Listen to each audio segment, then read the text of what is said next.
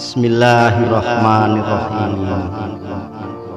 Rohnya ibadah adalah ikhlas, pasrah dan total menyerahkan diri, menyadari bahwa tiada daya dan upaya melainkan kekuatan dan pertolongan Allah. Namun hegemoni keakuan dan kecongkakan semakin menebal dan membatu.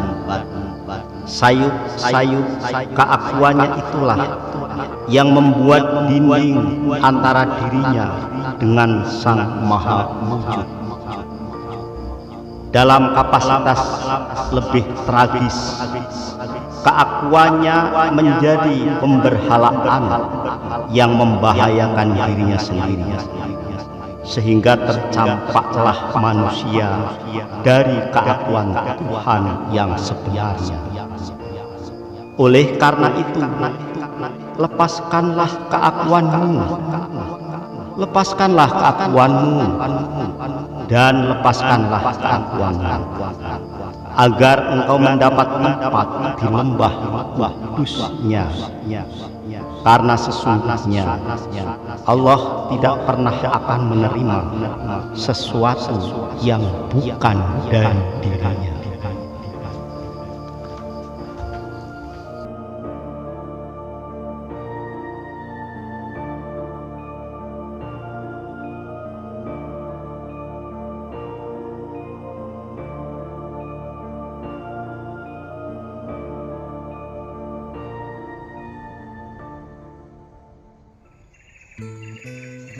Assalamualaikum warahmatullahi wabarakatuh. Bismillahirrahmanirrahim. Alhamdulillahirabbil alamin. Assalatu wassalamu ala asyrafil anbiya'i wal mursalin sayyidina wa maulana Muhammadin wa ala alihi washabbihi ajmain. Qala Allah Ta'ala, huwallazi arsala rasulahu bil huda wad dinil haqq liyudhhirahu ala dini kullih walau karihal musyrikun. Dia Allah allazi adalah zat, arsala yang mengutus atau yang merisalahkan, rasulahu kepada utusannya, yaitu dalam hal ini Muhammad sallallahu alaihi wasallam, bil huda yang dilengkapi dengan petunjuk, waddinil haq dan agama yang hak, agama yang lahir dari zat yang al-haq, yudhirahu untuk menyempurnakan akan segenap din dan kepercayaan semuanya, walau karihal musyrikun, meskipun tidak suka orang-orang yang musyrik. Ini adalah visi kenabian yang utama. Karena ketika tauhid ini berdiri di atas dunia ini, maka dunia tetap kosmos teratur, keseimbangan itu tercipta. Namun ketika tauhid itu sudah tidak berdiri, maka chaos, bahkan hancur umat. Klaimnya bahkan ketika sudah tidak ada lagi orang mengucap la ilaha illallah, maka dunia kiamat. Nah, oleh karena itu kita meski menuntut ilmu tauhid atau nilai-nilai ilahi, kita besarkan, karena betapapun dia adalah di atas segalanya. Orang-orang yang beriman asyaddu hubbalillah, wajib cinta kepada Allah. Itu indikasi vital bagi orang-orang yang beriman kepada Allah, bahwa kecintaan kepada Allah dan kepada Rasul itu adalah di atas segala-galanya. Terutama sekali nilai tauhid itu harus kita bumikan ke dalam diri ini, supaya diri ini wujudnya manusia, tetapi yang bertahta di dalam diri ini seberkas sinar yang betul-betul menyibukkan dunia mendatang dan betul-betul menempatkan Allah dan Rasul di atas segala-galanya. Nah, tentunya kita harus bisa menghilangkan sifat keakuan, ego yang berlebihan, sehingga keakuan itu lama-lama akan membentuk, mengeras, membatu, akhirnya menjadi pemberhalaan. Kita sering tidak sadar karena kita hanya dalam batas pengertian bahwa musyrik itu adalah orang yang menyembah selain Allah, begitu saja. Tapi lupa ada satu kemusyrikan yang membuat diri ini terjadi syirik halus, syirik khafi, syirik yang tersembunyi, meskipun bukan syirik jali, syirik nyata, tetapi sejimpit akhirnya menggunung, setitik akhirnya satu belanga itu. Nah, inilah pemberhalaan. 3 pemberhalaan yang merusak di dalam hidup kita, bahkan di dalam ibadah kita. Kenapa saya tandaskan? Dalam hadis qudsi itu termasyhur, masyhur, orang sering membaca, yang artinya demikian: andaikan engkau ada, maka aku yang tiada. Tapi andaikan engkau tidak ada, maka aku yang ada. Itu klaim total, dan itu vital, harus kita pelajari. Itu tauhid larinya. Dan akhlak tasawuf, akhlak batin, metodologinya harus kita ambil. Apa gerangan? Apa itu 3 pemberhalaan? Allah amat cemburu. Ya iya dong, Allah amat cemburu. Karena masalahnya sebelum alam tercipta sama sekali total wujud, wajibul wujud itu hanya Allahu Rabbi. Kita tidak punya hak apa-apa. Memang beliaulah hak yang untuk disembah. Memang beliaulah yang wujud yang mutlak, Tuhan yang berhak untuk disembah. Itu klaim yang pertama. Klaim yang kedua, di dalam hadis qudsi itu jelas: aku tidak menerima sesuatu yang bukan dari diriku. Nah, di sini banyak fatal kita. Kita mengaku punya amal, mengaku punya ilmu, mengaku punya kekuatan dan lain-lain. Sepintas tidak ada masalah, tapi itu hukumnya menjurus kepada syirik khafi, syirik yang halus. Itulah penyakit hati. Makanya berapa banyak metodologi yang dimiliki oleh orang-orang ahli tasawuf, orang yang ahli akhlak batin, untuk sampai kepada Allah. Di dalam hati ini penyakit yang paling berbahaya, sebab bertaut antara dosa pahala itu di hati. Ambang batasnya di sini. Maka harus dikikis kotoran-kotoran, dikikis dengan kalimah-kalimah thayyibah. Ada 3 pemberhalaan yang sangat vital yang harus kita ingat. Pertama sekali adalah pemberhalaan keakuan diri. Itu yang pertama, keakuan diri. Ingat, keakuan diri, dosa yang paling besar sebenarnya adalah dosa barang siapa yang mengaku bahwa diri ini adalah ada. Sebagaimana rembulan yang bersinar kepada telaga, cahaya bulan di dalam telaga mengaku dirinya adalah rembulan. Bukankah rembulan yang asli itu ada di angkasa sana? Kan cemburu bulan, karena bayang-bayang kok mengaku wujud ada.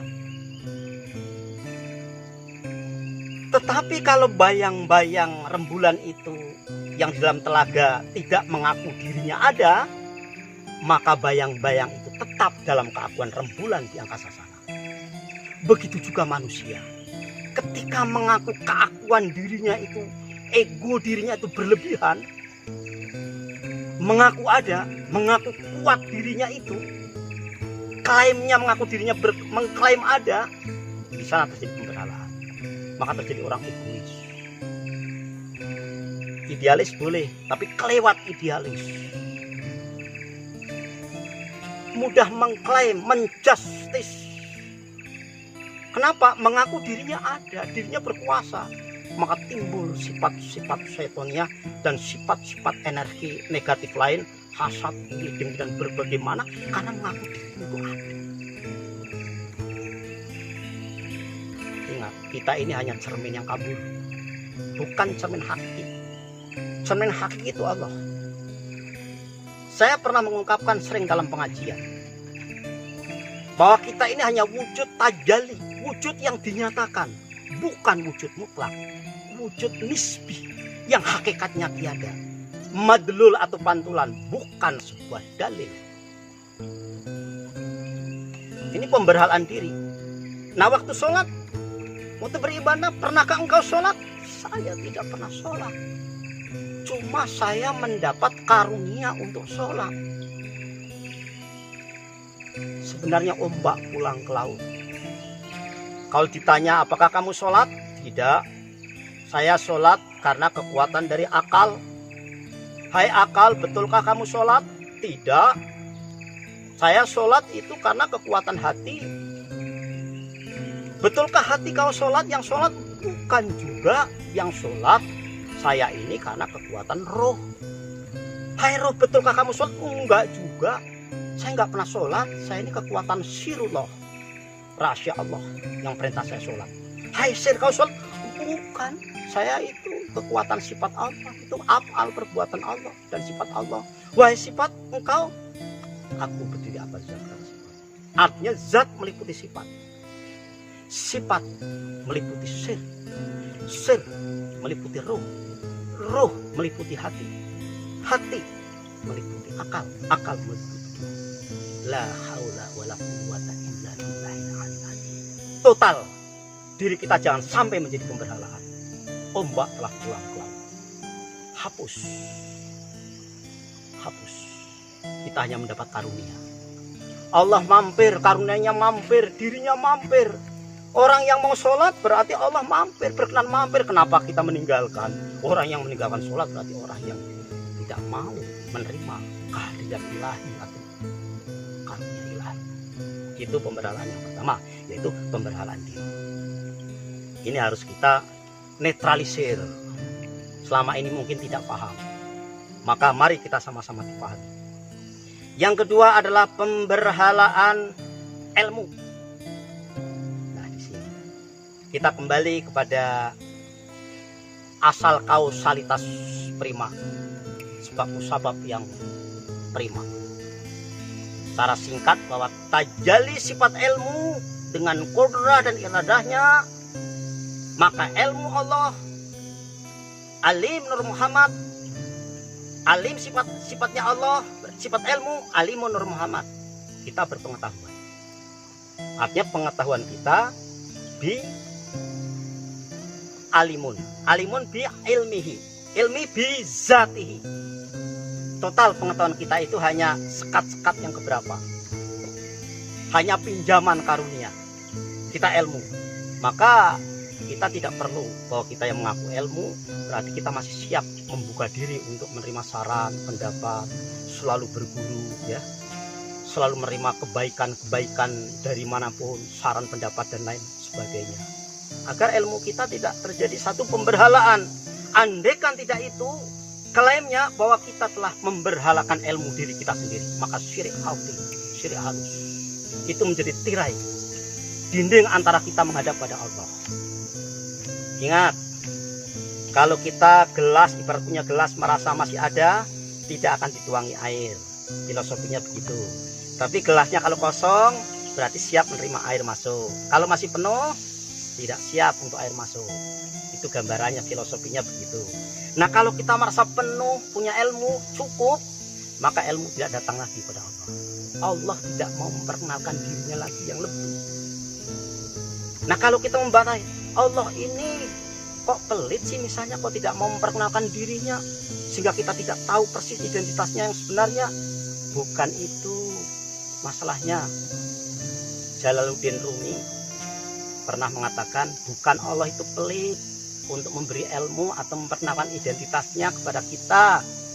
Tetapi manalah mungkin Allah akan memberi air samudera luas kepada satu gelas yang kita miliki. Artinya plafon diri kita ini sangat kolilun, sangat sedikit, sangat kecil.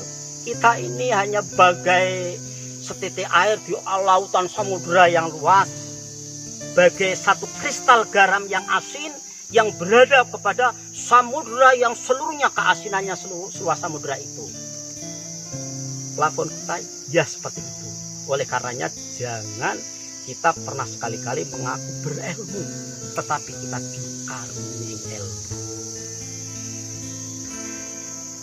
Makanya malaikat pernah diperintah pada Adam terjadi bantah-membantah kepada Allah. Malaikat menjawab, Maha suci Engkau ya Allah, tidak ada berilmu kecuali apa-apa yang kuberikan ilmu kepadaku. Itu referensinya kemari kepada kita semua. Jangan memberhalakan ilmu kita.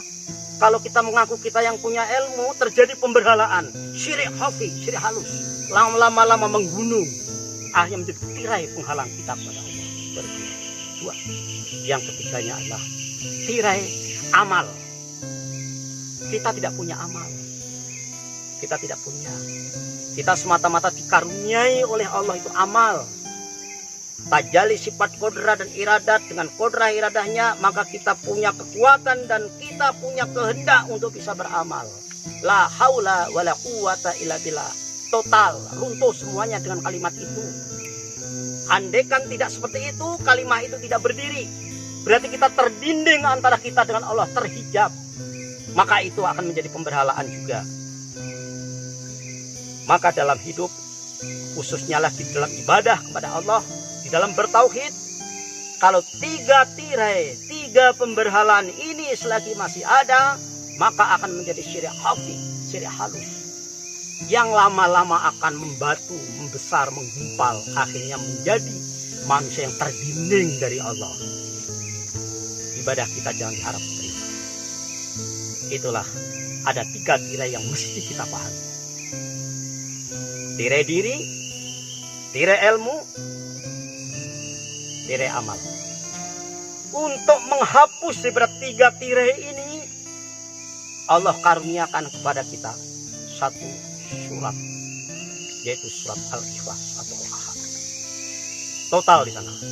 Qul huwallahu ahad. Nyatakan Allah itu adalah Esa. Allahus Samad, Allah tempat bergantung. Lam yalid walam yulad, tidak beranak dan tidak diperanakkan. Walam yakul lahu kufuwan ahad, dan tak ada satupun yang menyamainya. Itu grammarnya, gramatika interpretation.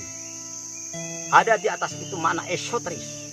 Qul huwallahu ahad, sempurna sirullah di dalam diri ini. Allahus Samad, sempurna daripada roh diri ini. Lam yalid walam yulad, sempurna emosional hati dan nafsu kita. Walam yakul lahu kufuwan ahad, sempurna jasad tubuh kita. Nah, dengan surat Al-Ikhlas itu, maka tiga pemberhalaan itu digulung habis. Tetapi surat Ikhlas ini, ikhlaskan diri kita, jiwa raga kita. Kita baca dengan 4 ayat itu. Ketika kita membaca ayat itu, kita mengaku tiada wujud, mengaku tiada berilmu, mengaku tiada amal, semata-mata la haula wala quwata illa billah, la maujuda bihaqqi illallah. Total tak ada satu wujud, karunia. Maka perbanyaklah alhamdulillahirabbil alamin. Kita bisa sholat alhamdulillah. Apapun yang ada syukuri alhamdulillah. Diri ini apapun yang ada alhamdulillah. Jika kita memperbanyak alhamdulillah, alhamdulillahirabbil alamin, berbuat yang terbaik, ikhlas, ridho, insyaallah taala, tiga tirai pemberhalaan ini akan dapat dikikis dengan karunia-Nya, dengan kekuatannya, dan kita insyaallah menjadi manusia yang zero, manusia yang kosong, manusia yang sudah fanaul fana, panah dan panah. Ingat, Nabi Musa sebelum diizinkan untuk menghadap Allah, diperintahkan oleh Allah, fa'la'na laika ya Musa, fa ini al-wadi al-muqaddas itua. Lepas dua terompahmu dulu Musa, sebelum engkau memijakkan kakinya ke lembah suci, lembahku, lembah tua. Isyarahnya itu loh, sebelum masuk ke masjid, sebelum masuk ke rumah Allah, tanggalkan dua terompah itu, isyarah syariatnya.